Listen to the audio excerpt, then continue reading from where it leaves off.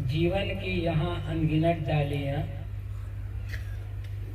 तुम किसी पर सुमन बन खिलो तो सही। एक पल ही जियो, फूल बन कर जियो, शूल बन कर ठहरना नहीं जिंदगी।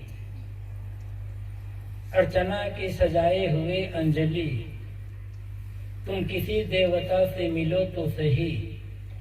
एक पल ही जियो, अश्रु बन कर जियो, लहू बन कर ठहरना नहीं जिंदगी। किसका जीवन कब कहां पर पूरा हो जाए, कुछ कहा नहीं जा सकता।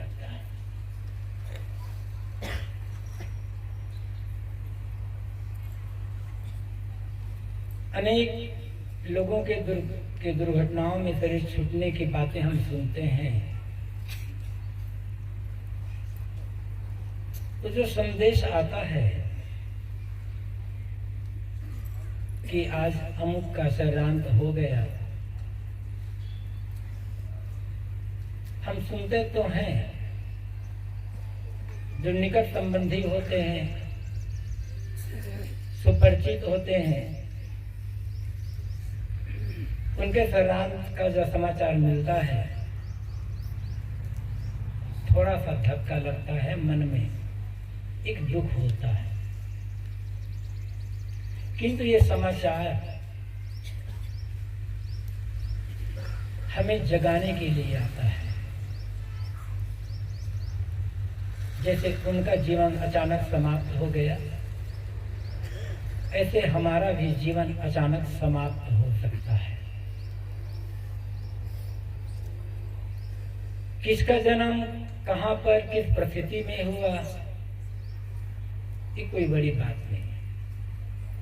जन्म लेना, हमारा जन्म, किसका जन्म कहां होगा, ये किसी के अधिकार में नहीं है।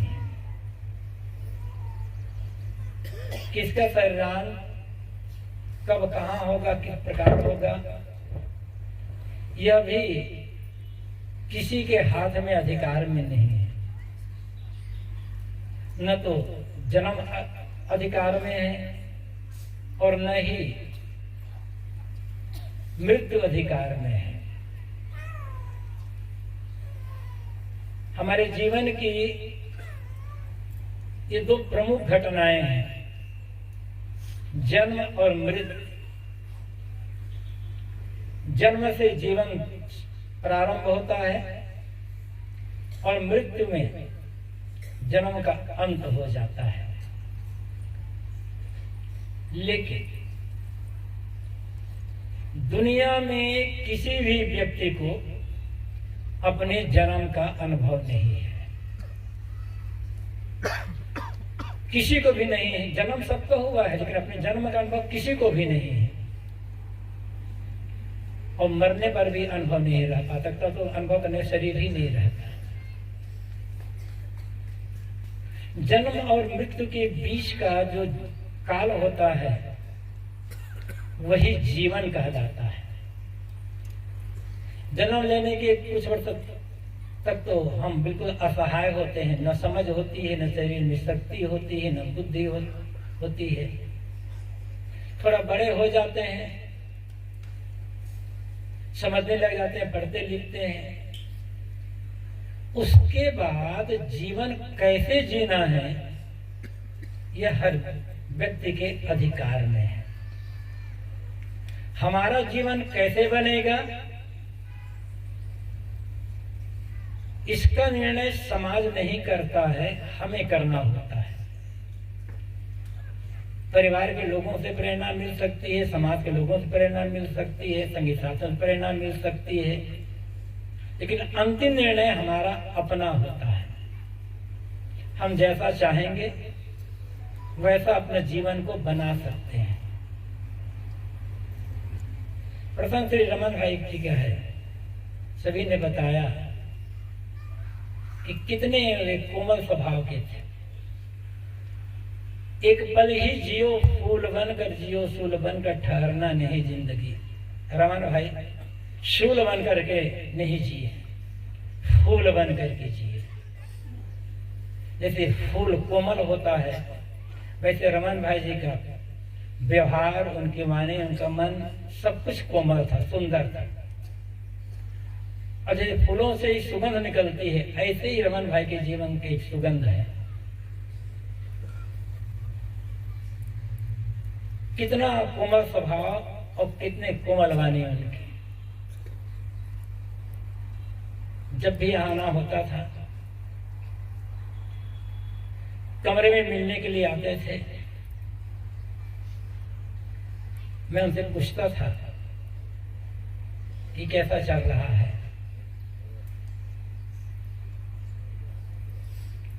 तो कहते साहब बढ़िया। मैं पूछता था अमुक व्यापार, अमुक काम में कैसा है?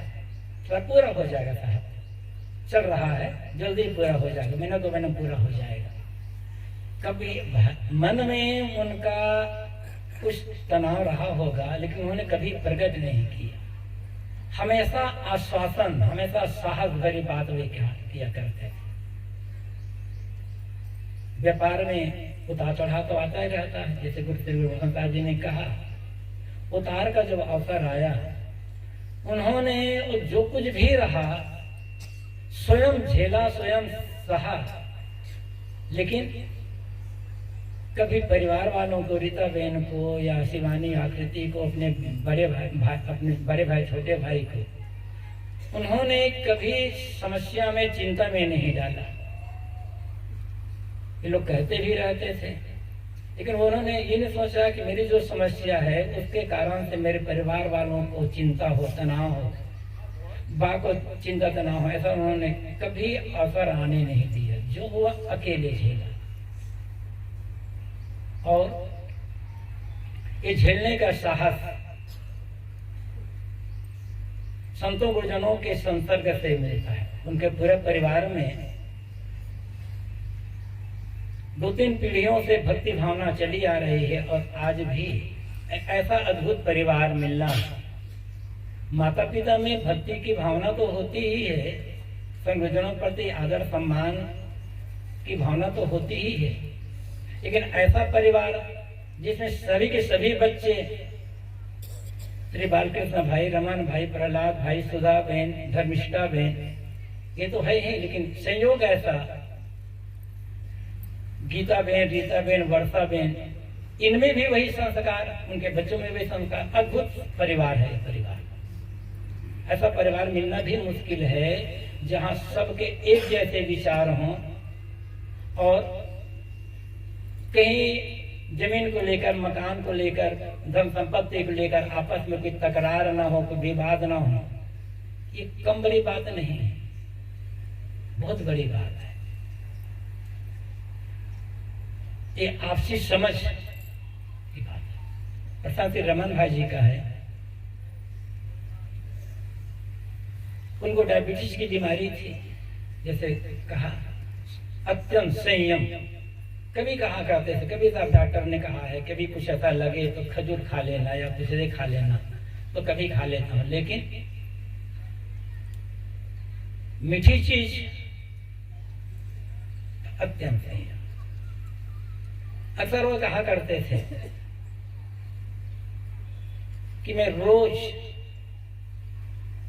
1.5-2 घंटा ध्यान में बैठता हूं। वो कहते थे कि ध्यान करने से ही मेरी डायबिटीज की बीमारी बहुत कंट्रोल हो गई है। अनेक साधु महात्मा ध्यान में नहीं बैठ पाते थे, उनके पास फैक्ट्री को लेकर या अन्य जो बिल में जो उनका वो चल रहा है, भवन निर्माण संबंध में जो प्रोजेक्ट है, उनको लेकर समस्याएं थी, तनाव था, सब कुछ था। लेकिन उस स्थिति में रोज ध्यान में बैठना, वो भी थोड़े समय नहीं, घंटा 1.5 घंटा से ज्यादा बैठना, ये बहुत बड़ी बात होती है। और ऐसी स्थिति में मन को विचलित न होने देना। ज्ञान की बातें तो सभी जानते हैं, हम और आप ज्ञान की बातें कौन नहीं जानता। किसी को भी माइक पकड़ाते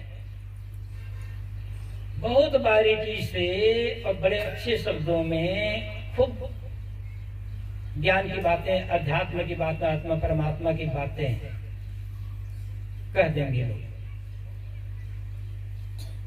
बातें कहना बहुत सरल है, किंतु प्रतिकूलताएं आने पर, समस्याएं आने पर मन को विचलित न होने देना, ये बड़ी बात है। और यही भक्ति और सेवा का फल होता है, पूजा प्रार्थना का फल होता है। अपने दुख को दूसरों सामने प्रकट न होने देना, ये बड़ी बात है। लोग आते हैं, शिष्टाचार और कुछ बातें होती है, तो अक्सर लोग कहते साहब ये समस्या है, वो समस्या है, अमुक कहना नहीं मानते, अमुक कहना नहीं मानते। बहुत दुख है जीवन में, लोग दुख का रोना शुरू कर देते हैं। लेकिन श्री रमन भाई जी कभी अपने दुख का रोना किसी के सामने किए ही नहीं। सहना, यही तो धर्म और भक्ति का फल होता है। घर में थे वे, व्यापार करते थे, अनेक लोगों से उन्हें काम लेना पड़ता था, अनेक लोगों से संपर्क करना पड़ता था, सब कुछ होता था, लेकिन विचलित न होना, दृढ़ भावना बनाए रखना, खास बात यह है। दुनिया से जानो तो सबको होता है, कौन कितने लंबे समय तक जिया, ये बड़ी बात नहीं है। 100 साल जीने की बात लोग कहते हैं, वेदों में प्राय बात आती है, जीवन सर्दा शतम, पश्चिम सर्दा शतम, स्नेहम सर्दा शतम, 100 साल जीने की बात आती है। किसी एक गुजराती लेखक ने पुस्तक लिखी है, शतायु केम थवाय, 100 साल कैसे जिए। 100 साल जी करके क्या कर रोते रहते हैं, भीतर पर पढ़कर सड़ते सड़ते, ये क्यों नहीं सोते सुखी केम थवाए, शांत क्यों केम थवाए, कल्याण केम थवाए, ये क्यों नहीं सोचा जाता। 100 साल जी लिए तो कोई बड़ी बात नहीं है। तो किसने कितना लंबा जीवन जिया, ये कोई बात नहीं है। बात है जीवन को कैसे जिया, जी करके क्या किया।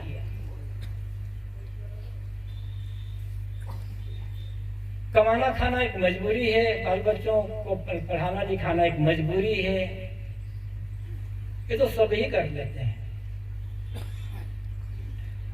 दान धर्म भी बहुत लोग कर लेते हैं, किसी मंदिर में या किसी आश्रम में दान कर लेना ये भी सरल होता है। हाँ, लेकिन ये भी तभी होता है जब त्याग भाव होता है। किंतु दान धर्म करने का, परोपकार करने का अर्थ क्या होता है? चित्त की शुद्धि, और चित्त की शुद्धि का अर्थ होता है मन में किसी के लिए बैर भाव, द्वेष भाव न होना। श्री रमन भाई जी से लंबे समय तक मिलना जुलना होता रहा, उनका संपर्क काफी लंबे समय से रहा है। जो कुछ उनसे बातचीत होती थी, कभी मिलते जुलते थे, मुझे ऐसा नहीं लगा कि उनके मन में किसी के लिए बैर भाव या द्वेष भाव होगा। वे मन से किसी के लिए अनभर सोचते होंगे, अमुक ऐसा बिगाड़ जाए, मुझे कभी ऐसा अनुभव नहीं हुआ। किसी के लिए ईर्ष्या उनके मन में हो या किसी के लिए घृणा उनके मन में हो, ऐसा उनके बातचीत से, उनके व्यवहार से, संपर्क से पता ही नहीं चला।